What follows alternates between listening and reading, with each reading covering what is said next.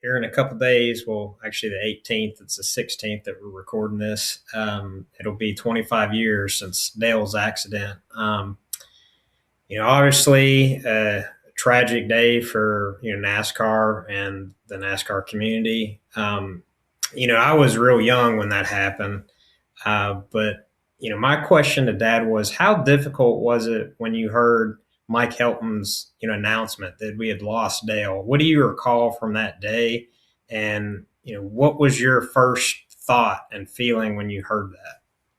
So knowing Mike Hilton the way I do, we were all really close to Mike, and it was painful to see Mike have to deliver that message because he was at the time he's who we looked to as the person that ran NASCAR, the same way we would have Bill French Jr. We knew that all of us knew how close Dale was with Mike. So it was painful to see Mike have to deliver that. Number one. Number two, it was something that we had already figured out. The word was out before he made the announcement, but it was that final blow. It really made it real. You kept hoping that what you had been hearing wasn't right. And dude, it was dark. It's a tough time anytime you hear someone that you know or are close to passes away. But this was Dale Earnhardt. This was he meant everything to the sport and competitors and fans, whether they liked him or not.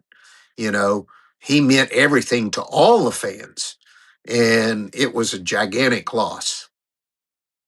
What do you think made Dale Earnhardt resonate so much with the fan base and really just America in general? I mean, it's like, all you guys would joke about in the garage area, like he made up like 90% of the merchandise sales. Like, all you guys are just everybody else. I mean, he was like the poster guy for NASCAR. What do you think it is that made him resonate so much?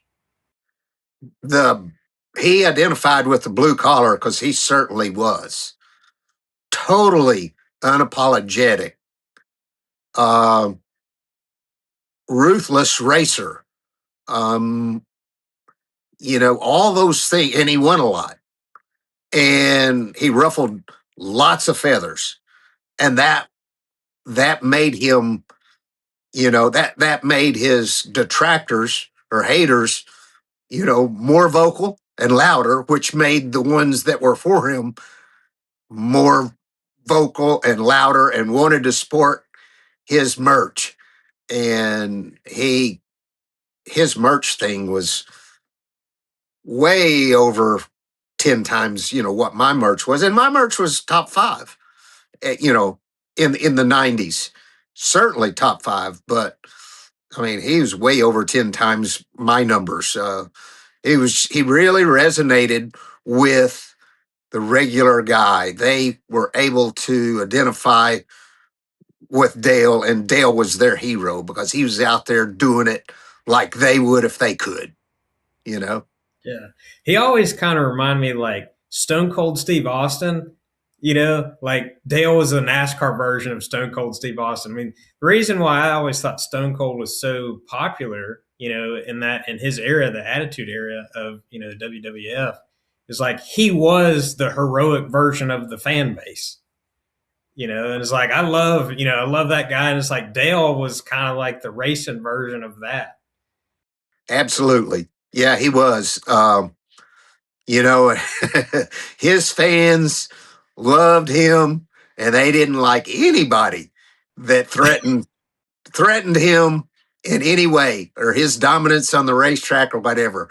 Was so good for the sport. Dale, you know, I think Dale did even more. I mean, Richard Petty did tons for NASCAR's growth, but Dale even more because Richard was a big winner and a big fan favorite, but he wasn't nearly as controversial as Dale. So Dale was able to inspire an awful lot of blood pressure in the fans realm. What do you think made Dale such an incredible race car driver? I mean, he just, there's a couple guys throughout NASCAR history, that they just seem like they stand head and shoulders, way above everybody else. And obviously, he's certainly one of them. Man, I said, that people that didn't know Dale Earnhardt, just saw him on the racetrack, thought he was aggressive driver. But I said, and I still believe it's a fairly accurate statement. Dale would throw his mother in the river to win a race.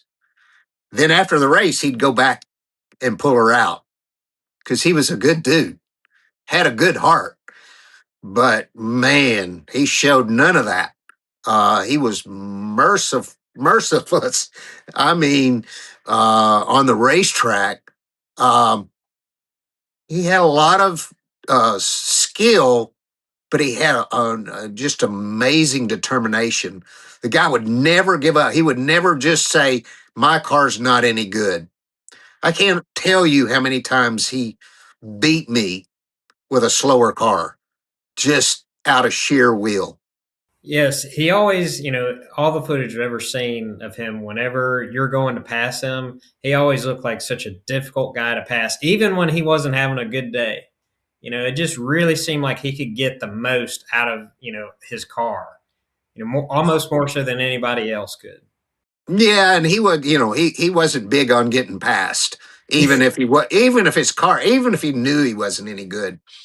I was in a bush race at Darlington, and I think it was 88 or 89. I think it was 1989. And I was ridiculous fast, but I had had a bad pit stop or whatever. And I come up to catch him, and he, I mean, I'm like ridiculously fast. And so I pass him in what is now one and two. And coming off of two, he hung on my right rear. Back then, nobody did that. Well, I kind of just squished him off. I acted like he gave me room and he really didn't. And, it almost got him in the wall and I was able to keep going. Well, this thing went green for a long time. And before the next green flag pit stop, I come all the way around and lap him. That's how much faster I am. And when I go by, he hangs out the middle finger number one, as I'm lapping him. Because so he lets me know that he certainly didn't appreciate me squeezing him off. But, that's how hard he raced with how slow of a car. I mean, it had to be, 60 laps. I made a whole lap on him and come back around. So it was, it was tough racing with him, but he always raced me. We had a couple of scuff ups, but he always raced me. I watched him race other people, and I will say everyone else. I watched close because I always wanted to race someone how they raced me. Well, he raced me differently. I mean, we did have a couple of dust ups, but you're going to have that in racing. Um, he he was always uh, he wasn't nearly as rough on me as he was a lot of the guys. Yeah, that's what I wanted to bring up while we were talking about him. I've watched so much footage from back then of you guys racing together, and everybody's got this saying about Dale. Oh, well, he bump and run people. He'd move people out of the way. He'd wreck people and everything. And maybe that's true for other guys, but I have not ever found like one clip of him moving you, wrecking you. Now you guys made a lot of contact. You probably banged doors with him more than anybody else in your career. Um, but I mean, he would race you fair, and I think of course, you did treated him the same way. So that was kind of my question, which I guess you partly answered that Dale must have raced you a little bit differently. Now, did you race him a little bit differently than you did everybody else? No, I gave Dale, I gave him respect before I was running good. Um, and when I started running good, I expected kind of the same respect, and he gave it. So I was able to now, we raced really, really hard.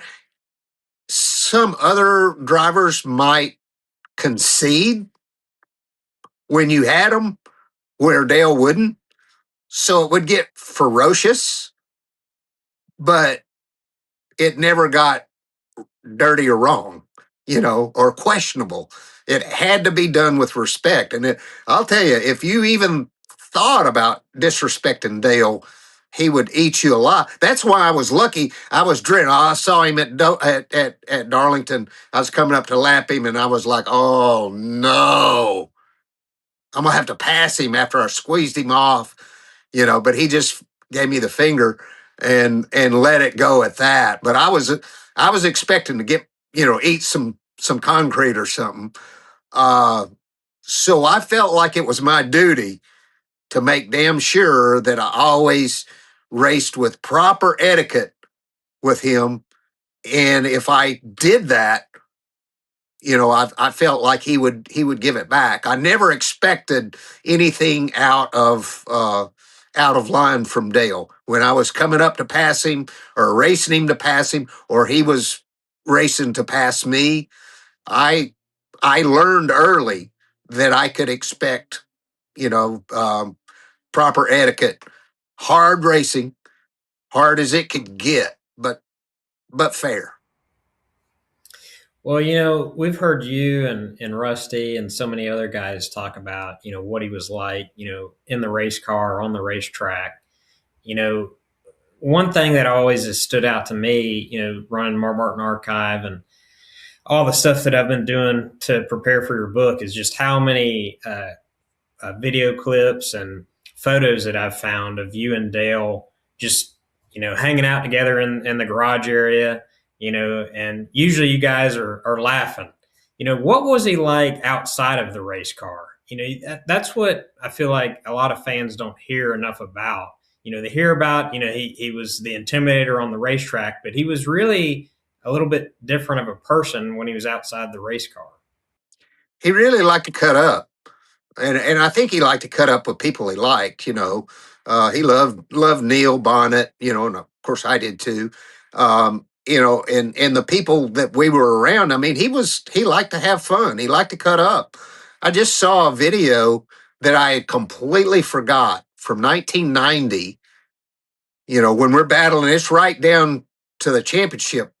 I don't know, just a few races from the end of the season. I'm still leading the points, and it's at the driver's intros.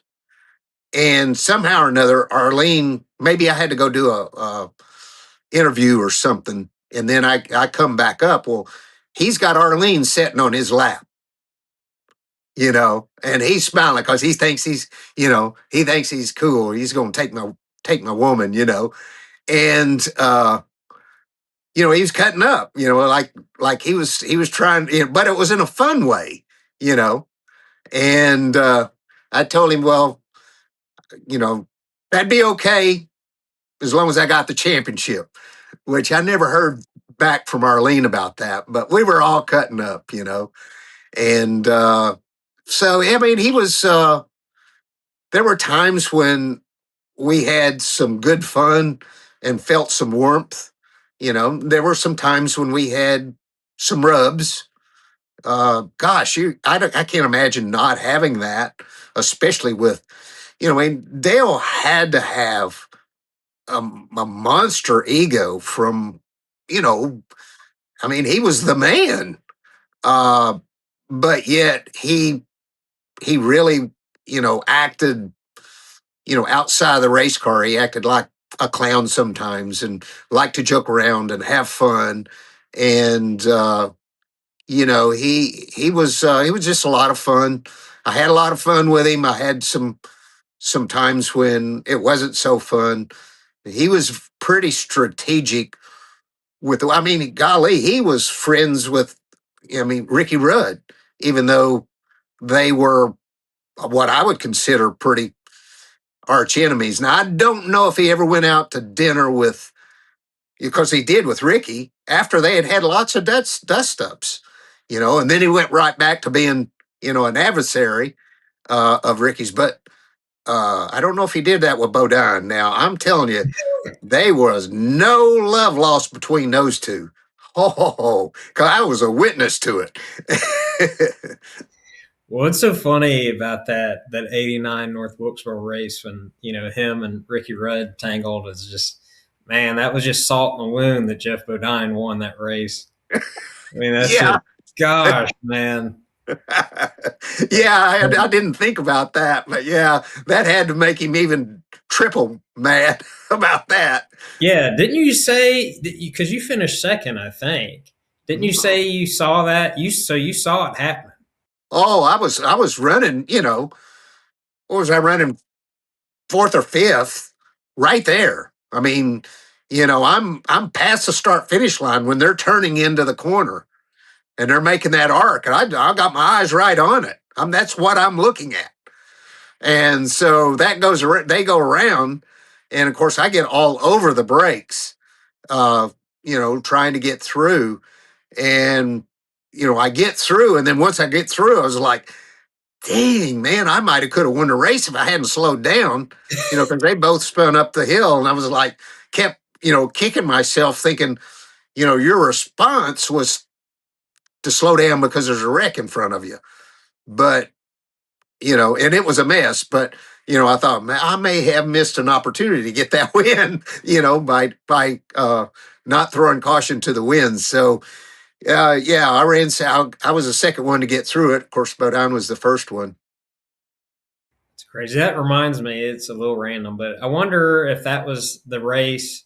It could have been the year before where you disguised yourself as a Dale Earnhardt fan to get out of the track. Because wasn't it North Wilkesboro?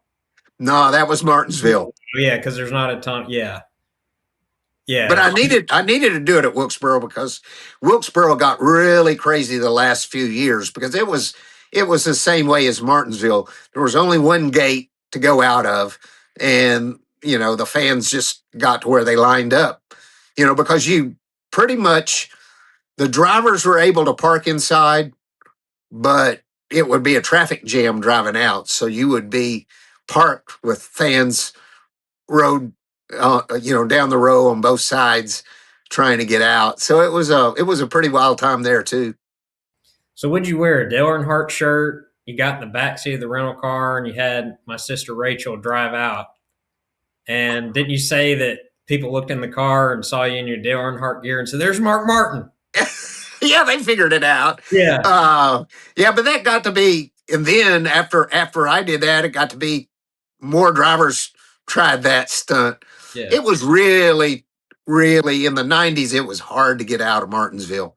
I mean, because you had that one gate and that row up to the highway. Most drivers had to park out by the highway to ever get out of there because there's so many people. So we would park way up by the highway. So we'd have to walk with the fans for a mile to get to our car. Yeah. And so it was pretty well a wild mob up through there. So a lot of us tried to get disguised to try to Now, get out there. if I recall correctly, didn't you say that Dale at least one time dressed up as a Terry Labonte fan? He Yeah. So did. that's pretty funny when you think about the two Bristol races later. Yeah, and that's the thing about Dale and Terry. Terry was mild mannered, and such a clean, good dude. They, even though those things happened at Bristol, there was never any serious animosity. I mean, obviously Terry didn't like it, but it never became a feud like like Bodine, and I'm talking Jeff Bodine, of course, like Jeff Bodine or Ricky Rudd. Those were flat out feuds. So we kind of touched on this a little bit already, but your driving style and Dale's driving style are really cited by fans a lot of the times as the two polar opposite styles. Now, if you really pay close attention to all the footage out there of you guys racing together, you know, you never back down from him at all. And in fact, that's why you guys made so much contact over your time racing together. But at the same time, he never wrecked you, and Dale's supposed to be this dirty, rough driver. So, what do you think it was? Why didn't he wreck you? Why didn't he drive you the way he did Jeff Bodine? I didn't ask for it, and I didn't try to assert myself as the biggest dog. I didn't try to be the big dog. All I was trying to be is there. I was trying to be there, and I was racing for my spot, and I was racing for every spot I could. And Dale, he respected that and appreciated that. And my driving style was different. His was hard charger from get go. Mine was not from the get go. Mine was all about the finish. And part of that was cultivated from being racing on my own with no sponsorship money, totally off the purse on a national stage at 20 years old. I paid my bills. I had two employees and I raced my car. I got all free parts except for motors. So otherwise I couldn't have done it. So all that mattered was the finish position. Didn't matter to be showy, didn't matter to lead the race. None of that mattered. And then I went right into NASCAR with my own team and the same thing. It was all about that purse money, 100%. The first year I ran full time in NASCAR, I had no sponsor, zero. I did it all off of the money I could beg, borrow, and purse money. And so that developed my style, which it just wasn't worth tussling over a spot. You could pass back then. So it wasn't worth tussling over a spot halfway through a race or a fourth of the way through the race when half the time that guy that wanted to tussle for it, if I let him go, he would wind up on the hook, wrecked, or his motor blowed up, or he broke, whatever. Man, I had to nurse my equipment. I had to spend my whole race concentrating on how am I going to drop the hammer this last run.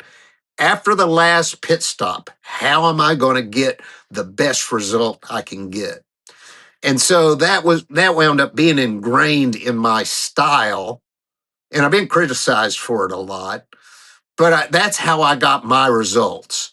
And yeah, I mean, Dale and I raced tooth and nail, but he respected how I did it, and I never tried. I was never trying to be as big as Dale Earnhardt.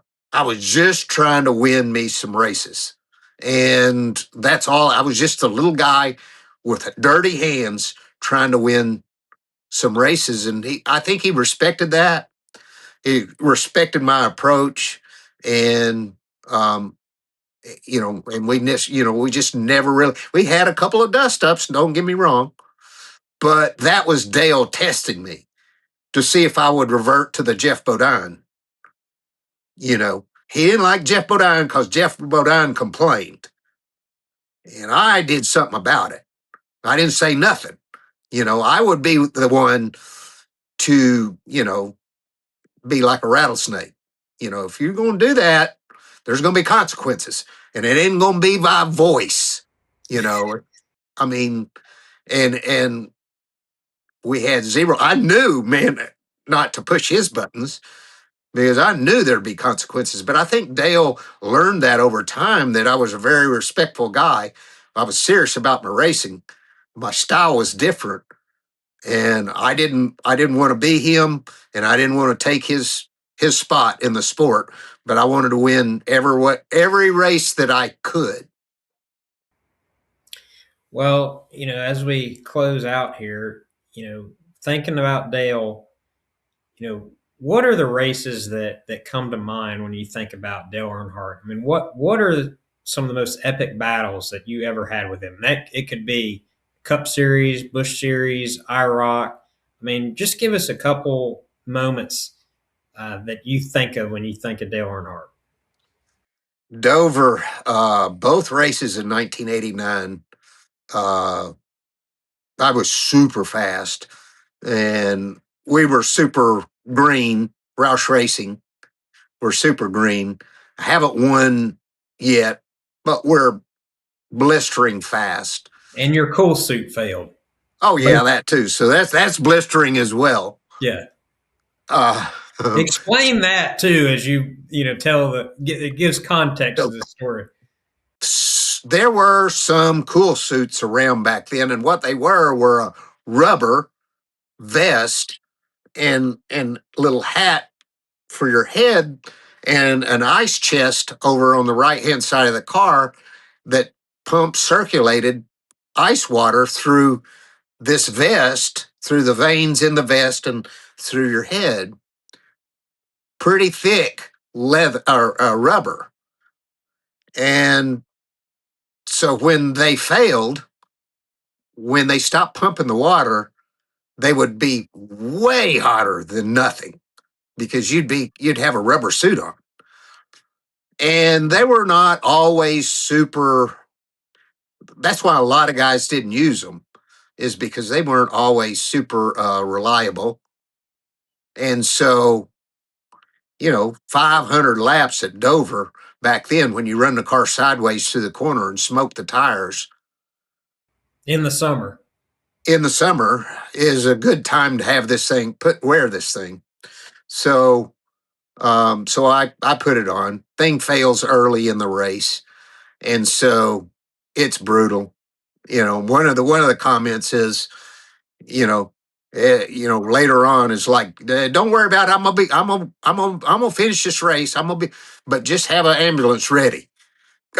Because I'll be dead when I cross the start finish line. I'm gonna need an ambulance. So anyway, yeah, we had Dale and his team were probably beating us off a pit road. Probably might have had uh, a slight advantage at times there, or he was better on restarts, whatever. He kept getting in front of me. And so I was having to pass him, and it was the one part that I really remember was after the last pit stop is time to go. And there's lap after lap after lap and he gives me the inside. So I can't hit him. I mean, how are you going to move a guy when he gives you the whole inside lane?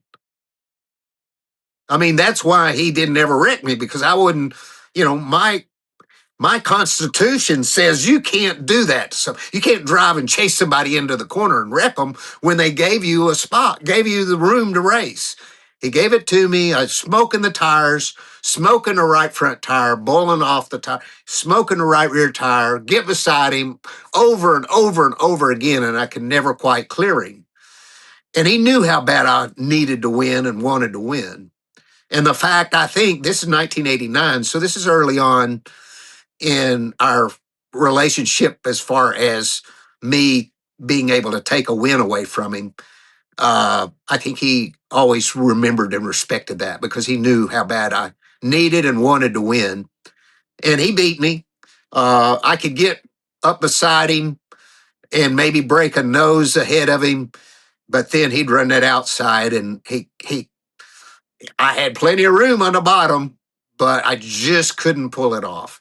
And there again, my car was a lot faster than his. So I really remember that race as being a wheel to wheel with him. And then I also remember that same year, 1989, at Darlington, had two races. I always ran really good at Darlington, and I ran second to him in both races. So he was first and I was second in both races they had at Darlington, the spring and the fall. race. So I remember that as well. Those two, that was not a wheel to wheel battle, but it was a frustrating thing because we handily beat everyone else, but couldn't beat him. But he beat me with a slower car at Dover, mostly because he was ahead. If I could have come out of the last pit stop ahead of him, I would have drove off into the sunset. But I just couldn't manage to complete the pass. Well, one race that I definitely think of when I think of you guys battling is the 93 Southern 500, where you guys seem like you just kept passing each other every other corner, for half the race. And then finally you got around him and then led pretty much the rest of the race and won. Um, you guys had some epic battles at Darlington in the early 90s, and that was certainly one of them. Well, it was, and Dale was hard head, and so I had to race him hard headed. So in a way, so the thing was is that I was faster than Dale, obviously, and in today's one and two, the one and two today's one and two there, the crossover is very common. So if Dale would have been faster than me, I wouldn't have crossed him over down there, but he crossed me over. So I'm like, okay, dog. So every time we'd go into one and two, one would be we'd be passing each other coming down the front stretch, and whoever went into one first would cross over. So I'd cross him back. Next lap, he'd cross me back. Next lap, I'd cross him back. We just kept doing because I was not going to lose that battle. That was, and that's me. I never gave up. I would have given up if he would have been faster because we were wasting time. You see, the leader was driving away while we were doing that. So with anyone else, I would have quit wasting time. But with Dale, I couldn't do that because if I did that, he might see that as weakness. So I couldn't do that. So we just wasted more time and time and time. But Yeah, yeah. So we just BP, raced. yeah, BP, Ned, and Bob Jenkins, they started laughing because you guys kept doing that so much. Yeah, it was. Yeah, it was just two hard heads racing. Neither one going to give up, and it was clean racing, but it was hard. Man, we were on the edge of control, about to lose control every inch of the way. But we were fighting hard. Fans love that stuff, man. Yeah, I'm really excited because Nigel Kinraid, he has a really great photo of you and Dale. It's actually from the first Darlington race from '93, but where he won and you ran second. But you guys there again had the same type of battle. But there's a really phenomenal photo he took of you guys in the corner side by side, and that's definitely going to go in the book. So I can't wait for people to see that. I think Nigel's actually posted that before, but it's one of the best pictures of you guys I think ever on the racetrack together. Man, I think Dale Earnhardt fans uh, are going to love Never Lift, our book. I think they're going to love it. I really do. I think Rusty Wallace fans will too. They're both large in our book. They both have a lot of presence there. They were very important in my journey, and I think those fans especially are going to love it. I think so too. And what's so wild about that is, while we were putting the book together, I mean, we didn't even try to make it that way. I mean, Dale's in it, obviously a lot, but really, I mean, Rusty is in it all the way through pretty much. And I mean, it's actually crazy how much he's brought up in the story. I mean, it just, and we didn't even, try to make it that way. It just, he's so, part of your story that I mean, you guys raced, from the time you were kids up to the time he retired in was it 2005. So it's wild. Yeah, it is. I really love look forward to sharing, especially that stuff with fans about Rusty because he and I were shoulder to shoulder, and he'll say we're friends. I'll say we were friends because we would call each other from time to time and whatever. We didn't necessarily hang out together, go to dinner together, but we raced together. We worked together. We worked on cars. The story of me being his crew chief was one of the highlights in one of the highlight stories in the book. I loved it. He's like, "Hey man, I'm gonna go to Jackson to race, Jackson, Mississippi."